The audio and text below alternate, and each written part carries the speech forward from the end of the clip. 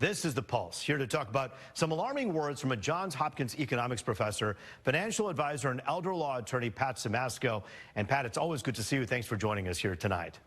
How are you, Roop? Thanks for having me. I'm doing well. I'm doing well. So the U.S. is essentially insolvent. If you told me that as my financial planner, that me and my wife Julie were insolvent, I would be terrified because it sounds awful. What does this mean when you say the government essentially economically is insolvent?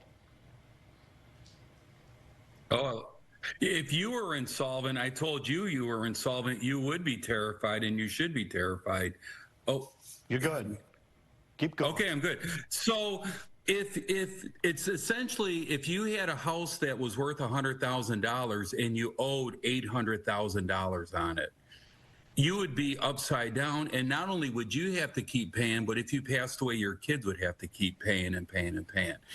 And the trouble is, you're going to keep borrowing money to keep paying the mortgage, and it's getting bigger, and then you're going to put a new addition on the house, and you're going to add to it, and just going up and up and up and up. The difference between the U.S., though, it's their ability to keep printing money to keep paying the debt. So they have the ability to pay the debt as it's going, but it's very alarming. What does that do to the value of the U.S. dollar and to our debt if you just keep printing money to take care of the problem? Yeah. Well, that's what you can't do, really. Right now, we owe about $40 trillion in the U.S. debt, a little bit less than that. But the unfunded health care costs of Medicare and Social Security benefits, that's up to about another $80 trillion on top of it, and just getting bigger and bigger and bigger. The hole is just getting bigger and deeper and deeper and deeper. The funny thing, we're talking about the Trump currency, the last segment. If you stacked up the Trump dollars, commemorative dollars, it would reach past the sun to be able to pay off the U.S. debt and the unfunded obligations. Past the sun. We're gonna get to that. How that works with the signature on the money in just a second. But as we wrap this conversation about insolvency, I do want to ask you what happens next. Like, we're not people, everyday people like us. We don't understand. Like, what is the solution, and what happens if we don't address it? So every couple of years, they increase the debt ceiling, and that's what's going to keep happening. So all the political stuff about, increasing the debt, it's always going to have to get increased.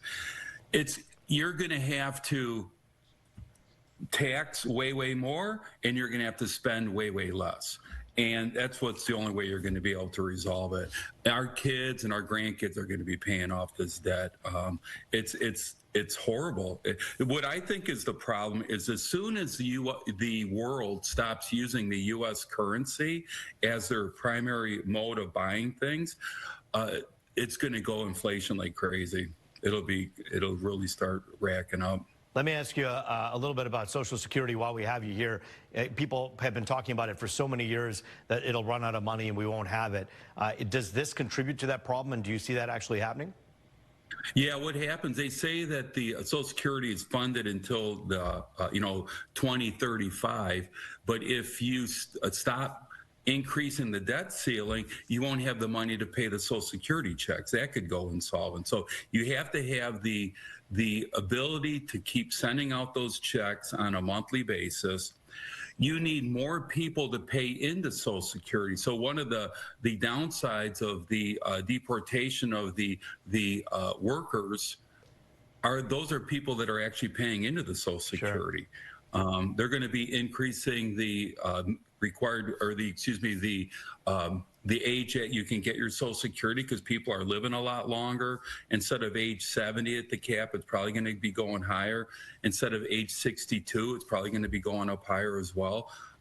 So they can tweak it up to keep it going on a month-on-month basis, but it's just such a hole that's being dug. It's just absolutely astronomical. Pat, we only have a quick minute left here. Quickly, I wanted to talk about the signing of the bill there.